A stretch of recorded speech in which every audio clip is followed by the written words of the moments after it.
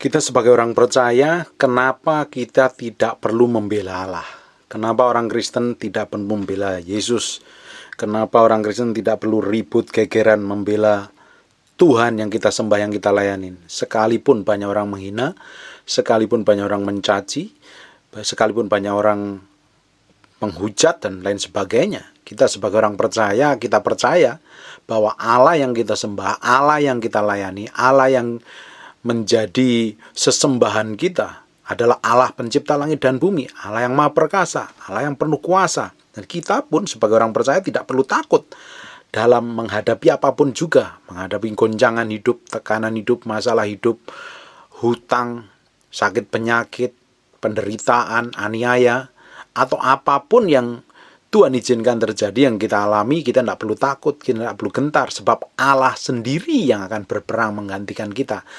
Ketika kita ini berada di posisi Tuhan, kita menjadi orang yang kudus dan suci, kita didapati Tuhan menjadi orang yang layak di hadapan Tuhan dan hidup dalam kebenaran. Allah yang akan ada di pihak kita, Allah yang akan menjadi pembela kita. Kita tidak usah repot-repot belain Tuhan. Saya tidak habis pikir kenapa orang harus belain Tuhan. Apa ya, Tuhannya itu mati atau Tuhannya setengah mati? Saya tidak pernah tahu. Saya tidak pernah mengerti kenapa Tuhan harus dibela-bela. Kenapa Allah harus dibela-bela? Bukan Allah sanggup membela dirinya? Bukankah Allah itu pencipta langit dan bumi? Kenapa manusia mesti membela Allahnya? Tidak penting menurut saya. Tetapi Allahnya orang percaya, kita akan lihat bahwa Allah yang berperang menggantikan kita. Dan bagian kita ini sebagai orang percaya tidak perlu balas dendam. Makanya tidak perlu membalas dendam ketika ada orang menyakitin kita, ada orang yang melukai hidup kita, atau orang merendahkan kita, memfitnah, atau berlaku kasar, berlaku jahat, berlaku buruk terhadap kita. Kita tidak perlu membela. Kita tidak perlu membela diri, apalagi mau balas dendam, tidak penting. Nah, kita justru tenang bahwa dalam doa kita serahkan waktu yang ada, kita serahkan ke hadapan Tuhan. Kita beri waktu Tuhan untuk mengerjakannya, membalasnya. Karena Allah yang akan berperang. Karena Allah yang tinggal di dalam kita, ketika kita ini disakitin, dilukai, Allah yang diam di dalam kita tidak akan tinggal diam. Dia yang akan berperkara, karena kita adalah baitnya. Dia akan berperkara terhadap kita. Dia akan berperkara terhadap musuh-musuh atau orang-orang yang menganiaya kita. Bagian kita adalah harus hidup di dalam kebenaran dan kesucian di hadapan Tuhan. Ketika kita ini hidup benar, kita hidup di dalam pihak Tuhan. Tetapi ketika kita ini hidup di dalam dosa, kita berada di pihak iblis. Tuhan bukannya di pembela kita. Nah, oleh karena itu, kita sebagai orang percaya yang mempercayai Yesus Kristus sebagai Tuhan dan Raja, yang menebus kita, menyelamatkan kita, dan kita percaya di dalamnya. Ketika kita berada di dalam Kristus, Dia adalah pembela kita. Dia adalah yang berperang melawan kita. Buka sebentar ada banyak ayat, tapi saya tunjukin ayatnya aja, Bapak Ibu bisa catat. Di Ulangan 1 ayat 30, saya bacakan secepat mungkin ya. Tuhan Allahmu yang berjalan di depanmu, Dialah yang akan berperang untukmu, sama seperti yang dilakukan bagimu di padang Mesir, di depan matamu sendiri. Di depan matamu. Jadi Allah, kalau Allah itu di pihak kita, siapakah yang sanggup melawan kita? Kalau Allah yang kita sembah is real ya, Allah bukan Allah yang setengah mati, atau Allahnya dewa bulan atau dewa bintang, tapi Allah pencipta langit dan bumi, Tuhan yang kita sembah akan berjalan di depan kita, Dia yang akan berperang untuk kita. Gak perlu khawatir, gak perlu stres lagi, gak perlu panik, gak perlu bingung. Saya sudah saksikan berkali-kali ketika orang menuduh saya, memfitnah saya tidak balas, saya diam, dan Tuhan sendiri yang bekerja. Ketika Tuhan bekerja, hasilnya powerful. Bagian kita hanya menguasai hati, menguasai pikiran, menguasai sikap dan kelakuan. Jangan sampai kita ingin melakukan dosa untuk melakukan pembalasan. Ulangan 3 ayat 22, jangan takut kepada mereka, sebab Tuhan Allahmu, Dia yang berperang untuk kamu. Ini ngomong yang sama, bahwa Allah akan berperang untuk kita. Kalau Allah berperang untuk kita, kita akan menyonton dari jauh. Kita tidak perlu ribut belain Allah. Bagaimana kita belain Allah? Kita manusia fana. Bukankah Allah pencipta langit dan bumi? Bagaimana kita mau belain Allah pencipta yang maha kuasa, yang maha perkasa, yang maha agung, maha mulia? Terus kita ini manusia yang fana, manusia yang penuh dosa dan kelemahan. Kita mau bela Tuhan. Tuhan yang salah kira-kira yang dibela. Nah, kita ini sebagai orang percaya menonton saja. Saya melihat, saya menandai. Orang Jawa itu bilang niteni. Ketika ada orang Kristen dianiaya, ketika kekristenan itu dianiaya, pasti tidak lama dari setelah itu Tuhan bekerja. Akan melakukan hal yang ajaib, melakukan pembalasan. Karena pembalasan itu bukan hak kita, pembalasan adalah milik Allah. Bahkan kita ini menyerahkan diri aja, menunggu waktu Tuhan. Nah, menurut kita, mau kita, nah kita berdoa, orang yang menganiaya, orang yang bikin masalah dan problem dengan kita itu, kalau kita bisa, kita berdoa saat itu juga, turun petir menyambar kepalanya, atau dibikin segala macam yang buruk. Nah, cara Tuhan tidak seperti itu. Cara Tuhan adalah ketika kita ini menghadapi aniaya, tekanan, atau dipermasalahkan, atau diributkan, atau mengalami apapun juga, kita tenang dulu. Kita menguasai hati kita, menguasai pikiran kita, supaya tetap fokus, tetap lurus di hadapan Tuhan. Tidak cacat, tidak bercacat celah. Tetap belajar mengampuni, mengasihi, dan kita serahkan, beri waktu Tuhan untuk melakukannya. Ini bagian yang tidak gampang. Bagian menyerahkan seluruh kemauan dan hak kita di hadapan Tuhan itu tidak gampang. Diperlukan mati daging, pikul salib, sangkar diri. Maunya daging akan cepat balas. Maunya daging akan membalas. Maunya daging akan ngomong lebih kejam, ngomong lebih nyakitin lagi. Tetapi mau Tuhan, kita disuruh diam. Diam dan tenanglah, ketahuilah bahwa akulah Tuhan. Be still and know that I am God. Di Yosua 23 ayat 3, dan kamu ini telah melihat segala yang dilakukan Tuhan Allahmu kepada semua bangsa di sini demi kamu. Sebab Tuhan Allahmu dialah yang berperang bagi kamu. Allah yang berperang bagi kita, bukan kita yang berperang untuk Allah. Bukankah Allah itu maha perkasa, maha agung? Ngapain kita berperang untuk Allah? Jangan-jangan kalau orang sibuk bela Allah. Jangan-jangan Allah yang mati yang dibela. Bukan Allah yang hidup seperti Allah kita. Kita izinkan Tuhan saja. Ketika kekristenan itu dianiaya, kita pasti orang Kristen akan mengalami aniaya, ke depannya lebih mengerikan lagi. Tapi bagian kita adalah berserah kepada Tuhan, mempersiapkan diri dengan baik. Ketika kita ini hidup benar, didapatin benar, ketika mengalami aniaya, Tuhan sendiri akan bela kita. Tuhan yang akan berperang. Is powerful sekali. Yosua 23 ayat 10, satu orang saja daripada kamu dapat mengejar 1000 orang, sebab Tuhan Allahmu dialah yang berperang bagi kamu, seperti yang dijanjikannya kepadamu. Ketika Allah di pihak kita, Tuhan berikan kekuatan dan kemampuan kita, hikmat dan pengertian berita, kita sanggup melakukan banyak hal yang orang lain tidak bisa lakukan karena Tuhan, karena kekuatan Tuhan. 2 Tawarik pasal yang ke-20 29, ketakutan yang dari Allah menghinggapi semua kerajaan negeri-negeri lain ketika mereka mendengar bahwa Tuhan yang berperang melawan musuh-musuh Israel. Berkali-kali Allah menjelaskan, Alkitab menjelaskan bahwa yang berperang melawan musuh-musuh kita adalah Allah sendiri. Allah sendiri yang akan turun tangan. Makanya Bapak Ibu mengalami masalah apa? Ditekan, dianiaya, dipersekusi, diancam, mau dibunuh segala macam. Mengalami ketakutan yang mengerikan dari perlakuan orang-orang yang jahat. Bagian kita adalah tenang. Allah yang berperang melawan kamu. Bagian kita adalah mempersiapkan hati kita. Duduk dalam posisi dalam pihaknya Tuhan. Bukan dari pihak musuh. Bagian kita adalah berdiri pada pihak Tuhan. Hidup dalam kesucian, hidup dalam kebenaran, hidup dalam kekudusan. Jangan malah mengambil sikap yang salah. Dia dalam posisi bukan posisinya Tuhan, tapi posisinya musuhnya Tuhan. Tidak akan ada yang mampu melawan kita. Tidak akan ada yang mampu melawan kebenaran. Kebenaran itu tidak perlu dibela. Apalagi Allah perlu dibela. Allah tidak perlu dibela. Allah itu sudah benar dari sananya. Kita tuh mau bela apa? Itu hanya ego saja. Itu ajaran yang ngawur kalau kita mau membela Allah. Ajaran yang sesat itu. Karena Allah itu maha perkasa. Allah sendiri yang sanggup melakukannya. Kita justru akan dibela Tuhan. Kita sendiri akan dibela Tuhan. Allah sendiri yang akan berperang menggantikan kita untuk menghajar musuh-musuh kita. Bahkan Yesus sendiri ngajarin kalau ada orang menganiaya kamu, justru kita disuruh malah mendoakan. Kan tidak gampang. Bagaimana kita sudah dianiaya tapi suruh mendoakan orang yang menganiaya supaya bertobat, hidupnya diubahkan Tuhan. Nah, itulah prinsip kehidupan Yesus Kristus yang harus kita hidupin. Gaya hidup Yesus yang kita hidupin bertolak belakang dengan sistem dunia. Dunia berkata gigi ganti gigi, mata ganti mata, nyawa ganti nyawa. Itu seperti hukum Taurat. Tetapi di dalam Kristus segala sesuatu yang kita kerjakan, Segala sesuatu yang kita lakukan harus untuk kemuliaan Tuhan. Bukan kita ingin balas, kita ingin menyerang, kita ingin merendahkan orang lain. Saya udah ngomong berkali-kali, saya tidak peduli siapa yang ngomong itu, pendeta besar gelarnya seember, sekecamatan, saya tidak peduli. Tapi kalau orang yang ngaku pendeta besar tapi kerjaannya nyerang doktrin pengajaran sesama hamba Tuhan, menyerang tanpa dasar, saya tidak tahu apa mereka ini hamba-hamba Tuhan ini udah merasa benar, merasa memiliki surga sendiri, merasa dapat wahyu dari surga, dan orang-orang lain yang melayani untuk kemuliaan Tuhan itu dicap salah. Saya juga tidak habis pikir orang-orang seperti ini. Padahal daripada menyerang sesama hamba Tuhan, ya menjelekkan, merendahkan, mencibir, mencap sesat, segala macam. Ini apalagi hamba Tuhan Indonesia itu kejam-kejam sekali.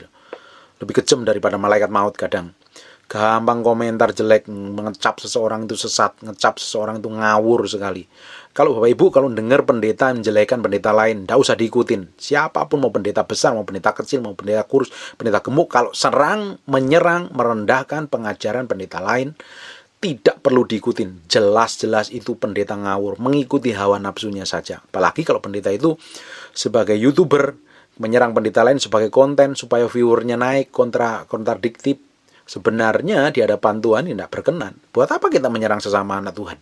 Apa gunanya? Orang kita harusnya sesama anak Tuhan harus membangun, menguatkan, meneguhkan, bukan menyerang, merendahkan, atau malah membuat dia lemah. Bagian kita sebagai anak-anak Tuhan harus mengerti kebenaran ini. Jangan ikutin pendeta-pendeta yang seperti itu. Saya tidak peduli. Mau pendeta punya gelar doktor, insinyur, profesor, saya tidak peduli. Kalau pendeta itu sudah menyerang hamba Tuhan lain karena beda doktrin, ampun, tinggalin saja. Tidak usah didengerin. Masih banyak pendeta-pendeta lain yang benar, ngajarin benar. Bagian kita adalah menghidupin firman. Seringkali orang itu gegeran firman. Beda doktrin, geger ribut. Beda pengajaran, geger ribut. Firman itu kalau mau diperdebatkan nggak ada selesainya. Tidak akan pernah selesainya. Firman itu tidak perlu didebatkan, tapi dihidupin. Ketika firman itu dihidupin, baru kita akan mengerti. Ngapain kita sibuk cuap-cuap sana sini tapi hidup tidak menghasilkan, menghidupi seperti firman. Bagian kita hari ini menghidupin firman. Lakukan firman. Praktekkan dalam kehidupan sehari-hari. Baru kita akan ngerti firman. Firman semakin diperdebatkan, semakin banyak perselisihan. Karena nggak akan selesai-selesainya. Setiap orang memiliki pewahyuan yang berbeda. Firman itu tak terbatas, tak terhingga. Kita coba mencernanya pakai pemikiran kita. Tanpa pengertian Roh Kudus, ya kita akan ngawur. Orang-orang tertentu tanpa pengertian Roh Kudus akan menyerang hamba Tuhan lain, merendahkan. Dia pengajarannya berbeda. Itu pengajarannya ngawur, dia udah sesat. Loh, punya hak apa kita ini mencap seseorang sesat atau tidak? Ada bidat segala macam. Buat apa kita menyerang orang lain? Bukankah pembalasan adalah miliknya Tuhan? Bukankah Allah yang berperang ganti kita? Terus kita mau cepat cap orang lain sesat. Saya teringat beberapa tahun yang lalu ketika hamba Tuhan Benny Hinn mengalami masalah keluarga dan dia cerai. Semua pendeta, banyak pendeta di Indonesia itu mencaci maki, menghujat segala macam. Tapi ketika 2013 pernikahan mereka dipulihkan kembali, pada diam semua itu. Karena apa? Kecenderungan mulutnya ini, mulut kita ini kalau tidak dipakai untuk Tuhan, dipakai untuk setan. Hati-hati. Makanya hati-hati sebagai hamba Tuhan. Kalau mulutmu pingin kuasa, pingin urapan, ngomong yang benar sesuai firman Tuhan. Jangan ngomong kejelekan dan kekurangan orang lain. Itu haknya mereka, itu urusannya dia. Hidupnya dia sendiri dengan Tuhan. Urusan kita menghidupin firman kok. Nyampaikan kebenaran firman apa adanya. Apa yang kita repot ngurusin kehidupan pendeta lain, kehidupan orang lain, pengajaran orang lain. Tidak usah. Orang kita ini Allah yang berperang pada kita kok. Kalau orang ngajar salah, nanti Tuhan yang akan urusin kok. Tuhan akan luruskan. Terus kita punya hak apa menghakimi? Apa kita Tuhan? Apa kita ganti Tuhan berperang untuk membela Tuhan, menjelekkan orang lain? Makanya kalau kita ini disakitin, Tuhan tuh ngomong, doain orang yang menyakitin kamu. Bahkan Yesus sendiri berkata, ampunilah mereka tidak tahu apa yang mereka perbuat. Karena kalau orang menyakitin kita, dia menyakitin Tuhan yang ada di dalam kita. Bukankah Roh Kudus tinggal dalam diri kita? Kalau kita disakitin, dihina, difitnah, Tuhan yang bekerja, Tuhan yang akan bekerja, Tuhan yang akan berperang melawan kita. Bagian kita adalah menenangkan diri, duduk manis dalam hadirat Tuhan sambil menonton dari jauh bagaimana Tuhan berperang. Enak kan? Kita menikmatin Tuhan. Orang yang menikmatin hadirat Tuhan, orang yang memiliki hubungan kedekatan dengan Tuhan, memiliki kedalaman dengan Tuhan tuh, semakin hari semakin tenang, menghadapi goncangan hidup, menghadapi masalah hidup, menghadapi tekanan, dihimpit, dianiaya, dimusuhi, difitnah, atau di apapun, dia tenang. Karena dia kenal Allahnya seperti apa, Allah yang berperang melawan kita. Mungkin ada orang-orang lain atau pengajaran lain di seberang jauh di sana yang berusaha membela Tuhannya, membela Allahnya, membela dengan caranya sendiri. Padahal Allah tidak perlu dibela. Bagaimana kita mau membela Allah? Allah sendiri adalah sumber kebenaran dan kita sendiri adalah manusia berdosa. Dialah pencipta langit dan bumi. Mengapain kita mesti bela dia? Dia sanggup, satu patah kata saja sanggup merubahkan sebuah kota. Kita tidak perlu pusing. Apalagi dengan kekuatan kuasanya, dia akan bisa menyingkirkan orang-orang yang jahat. Bagian kita akan menikmatin Tuhan. Ngapain kita coba ikut-ikutan? Bikin front pembela Kristus. Tidak usah, buat apa? Bagian kita hidupin firman. Lakukan firman setiap hari, hidupin firman. Biar memiliki nilai kerajaan Allah, hidup kita menjadi berkat bagi banyak orang. Menikmatin Tuhan di dalam pahitnya, bukan ribut. Saya 2 hari ngomong agak sedikit keras untuk para hamba Tuhan. Jangan saling menyerang sesama tubuh Kristus. Kita itu sama anak-anak Tuhan, kita adalah satu tubuh. Ngapain kita serang? Pendeta ini merasa benar, merasa hebat, merasa termasyur, nyerang pendeta yang ini. Nyerangnya di YouTube. Tujuannya untuk apa? Untuk AdSense, untuk konten, untuk viewer, supaya dapat dolar. Itu kan jahat di mata Tuhan. Jangan melacurkan diri. Jangan menjual kebenaran dengan memaki-maki orang. Jangan menjual kebenaran di AdSense, YouTube, dengan menyerang pendeta lain. Untuk apa? Saya ngomong kebenaran apa adanya loh. Orang tidak suka sama saya, cari pendeta lain. Sebagian saya menyampaikan kebenaran. Saya tidak peduli mau suka sama saya atau tidak suka sama saya. Tidak penting. Tapi Bapak Ibu harus suka dengan Yesus Kristus. Itu yang lebih penting. Dan saya percaya akhir zaman ini kita ini akan mengalami aniaya yang lebih mengerikan lagi. Bagi orang-orang yang antikris, yang menghujat Tuhan, hari ini mereka aniayanya luar biasa. Mereka akan muncul. Bayangkan kalau negara ini dipimpin oleh khilafah atau ideologi agama sebelah, kita akan mengalami aniaya mengerikan loh. Bagian kita mempersiapkan diri dengan baik. Sampai itu terjadi, seperti di zaman antikris nanti, kita akan mengalami aniaya. Nyawa kita menjadi taruhannya. Bukankah kemarin beberapa minggu yang lalu kita belajar tentang kitab Wahyu, bahwa akan ada aniaya besar sampai jumlah martir itu genap menurut perhitungan Tuhan. Ini pasti ada aniaya. Siap nggak kira-kira kalau kita dianiaya hari ini? Atau hanya sekedar pinter hebat ngomong di medsos, tapi hidup hari-harinya nol, nggak mempraktekkan kehidupan. Jadi kita sebagai jemaat Tuhan harus mempersiapkan diri. Kalau terjadi aniaya, benar-benar terjadi aniaya, kita mempersiapkan diri, kita tetap setia dan pegang Yesus Kristus sebagai Tuhan dan Raja. Amin. Tidak usah pusing kalau orang menyerang hidupmu, melemahkanmu, mengancammu, memfitnah, nusuk dari belakang, segala macam yang orang lain rancangan jahat. Bagian kita adalah tenang, serahkan kepada Tuhan. Allah sendiri akan berperang kepada kita. Kita itu memiliki Allah yang hidup. Allah yang kita sembah itu Allah yang sangat terbukti. Bukan Allah yang mati. Bukan Allah patung dalam bentuk batu. Tapi Allah yang kita sembah adalah Allah yang hidup. Allah yang perkasa, pencipta langit dan bumi. Bagian kita itu menghidupin firman.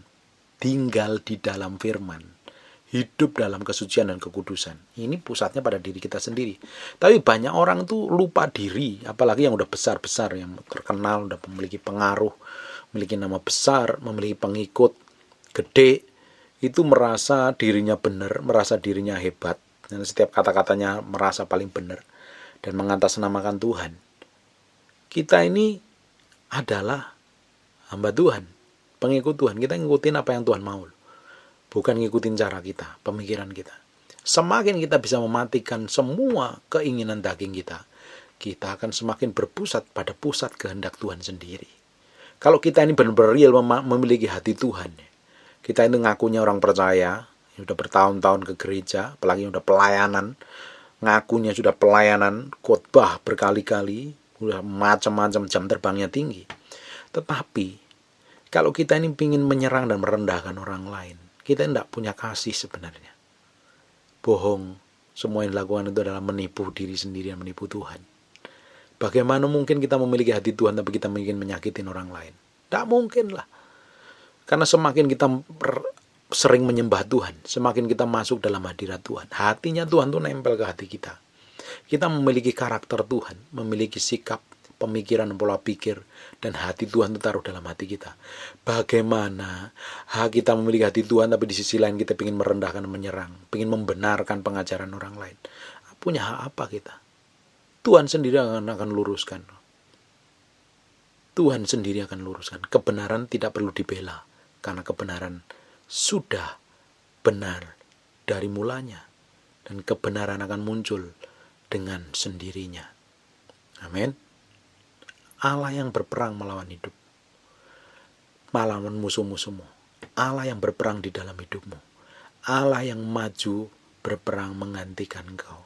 Kita hanya diam dalam hadiratnya dan kita menonton dari jauh.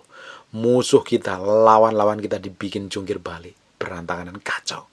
Saya percaya orang Kristen hari ini waktunya berdoa. Waktunya berdoa. Kebenaran harus disampaikan di negeri ini supaya tidak disesatkan. Karena kita tidak bisa ngomong frontal. Kalau kita ngomong frontal, kita akan masuk kena pasal penghinaan. Undang-undang ITE. Cukup Bapak Ibu banyak berdoa. Di channel YouTube tuh banyak channel yang membongkar kesesatan. Cari channelnya Christian Prince, itu banyak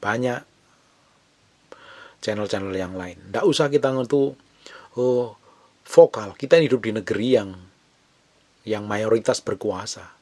Kita harusnya berdoa untuk itu.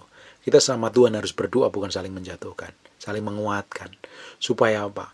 Kebenaran dinyatakan di atas bangsa ini. Tapi kalau sama hamba Tuhan, eker-ekeran, ribut jemaat, ribut persembahan, ribut merasa paling benar. Apa sih yang mau dikejar itu? Apa yang mau dikejar? Bayangin, ketika ribut dan eker-ekeran seperti itu, baru komentarin pendeta lain khotbah, pendeta lain dikomentarin, dicaci maki, difitnah, dituduh, terus tiba-tiba dipanggil Tuhan. Apa yang kita mau sampaikan di hadapan Tuhan? Apa kita mau beri pertanggungjawaban di hadapan Tuhan? Apa kita bisa ngomong, Tuhan, aku sudah membela engkau karena dia ngajarnya jelek, saya udah ngomong di YouTube nih, saya udah ngomong di media sosial bahwa pengajarannya dia salah. Lalu kita ini siapa?